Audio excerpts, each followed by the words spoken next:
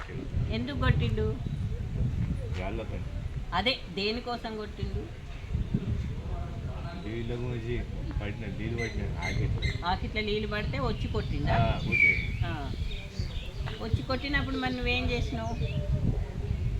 ఎవరికి చెప్పలేదా? రాళ్ళతో కంకర్రాళ్ళు కంకర్రాలతో కొట్టిండా? అయితే మరి ఫ్రాక్చర్ ఎట్లయింది? చేతు ఎక్కడైంది? ఉండండి ఫ్రాక్చర్ అయింది. హాస్పిటల్ వెళ్ళినావా? నీకు పెన్షన్ వస్తుందా? వస్తుందా? ఎంత వస్తుంది పెన్షన్?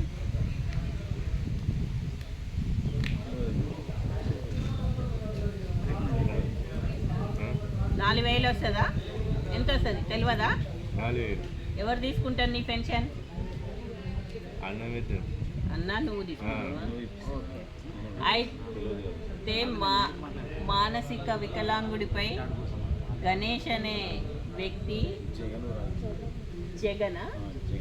జగను రాజు ఇద్దరు కలిసి మానసిక వికలాంగుడిపై దాడి చేసి రాళ్లతో కొట్టి అతని చేతి విరగొట్టడం జరిగింది.